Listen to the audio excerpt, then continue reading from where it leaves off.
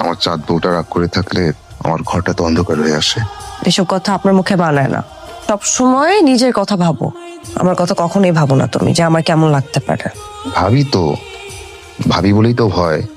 তোমার এই রাগটাই তো আমার জীবনে আতঙ্ক। ইস, এখন আমার রাগ নিয়েও ঠাট্টা করছো। একদম ঠাট্টা করছি না, তোমার রাগ আমার ভালোবাসা দিয়ে রঙিন করতে চাচ্ছি। তুমি এত সুন্দর করে গুছিয়ে কথা কিভাবে বলো? কথাগুলো যে তোমার জন্য। তুমি হাসলে আমার পৃথিবীটা রঙিন হয়ে যায়, আর তুমি রাগ করলে আমার জীবনটাই অন্ধকার। তোমার প্রতি আমার রাগ হয় না, অভিমান হয়। অভিমানই তো ভালোবাসার চিহ্ন। আসো, তোমার অভিমানটা নিজের করে নি। আগে এসব করে এখন আমার অভিমান ভাঙাতে হবে না। বন্ধ কি? প্রতিদিন অভিমান করবে আর প্রতিদিন তোমার অভিমান ভাঙাবো। সরি। It's okay. আজকে অন্যরকম লাগছে। ভালো নাকি অচেনা? অবশ্যই ভালো, শুধু বুঝতে পারছি না আজকে হঠাৎ কেন। সবকিছু তো সবসময় কারণ থাকে না।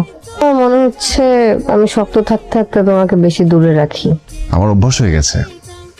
এটাই তো প্রবলেম, অভ্যাসে মানুষ হারিয়ে যায়। জানো সাইরা, আমি না অনেকবার তোমাকে কাছে টানতে চেয়েছি, কিন্তু ভয় হয়। ভয়? যদি আবার দূরে ঠেলে দাও। আজ আর ঠেলবো না, আজ কাছে থাকি। এই আজটা কি কালকেও থাকবে? কালকের কথা তো জানি না, আজটার মধ্যে হয়ে থাক। সাইরা, আমার মুখ থেকে এই কথাটা শোনা আমার খুব প্রয়োজন ছিল। আমি সবসময় শক্ত থাকতে থাকতে ভুলেই গেছিলাম যে তোমার একটা মন আছে। আমার মনটা সত্যিই ভালো হয়ে গেছে সাইরা, থ্যাঙ্কস। তাহলে আজকে একটু বেশি কাছে থাকো, কারণ যদি দূরত্ব আসে আজকে সময়টা মনে রাখো। না, আমাদের জীবনটা এমন কেন? সবাই তো সবসময় সুখে থাকতে চায়, অথচ আমাদের ভাগ্যে এত প্রশ্ন, এত কষ্ট কেন আসে? আমাদের জীবনটা নদীর মতো, সব নদী তো আর শান্তভাবে বয়ে চলে না। কিছু কিছু নদী আছে পাথরে বাড়ি খেয়ে খেয়ে পথ চিনে নেয়।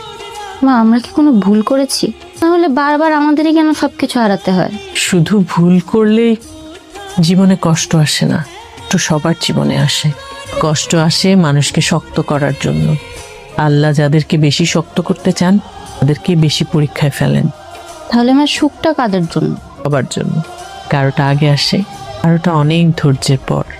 তবে যাদের সুখটা তো দেরিতে আসে তাদের সুখের গভীরতাটা অনেক বেশি হয়। আমরা কি আবার কখনো হাসতে শিখতে পারবো? অবশ্যই পারবো। যে চোখ কাঁদতে জানে সে চোখ সুন্দর করে হাসতেও পারে। আমাদের জীবনটা অনেক কঠিন মা, কিন্তু একদমই অর্থহীন না। তাহলে আমরা কখনো হাল ছাড়বো না, তাই তো? একদম না। দেখেছেন আমাকে? হ্যাঁ, তোমার কথা ভাবছিলাম। আমি বলছিলাম কি যে তোমার আব্বা আম্মাকে একদিন আমাদের বাসায় আসতে বলো। জি। হ্যাঁ, সাইরা একদিন তোমাদের বাসায় ছিল, তো এখন একটু কাটিসি ফিসিন তো ওনারা দেবেন, আমাদের বাসায় আসতে বলো। আর এছাড়াও তোমার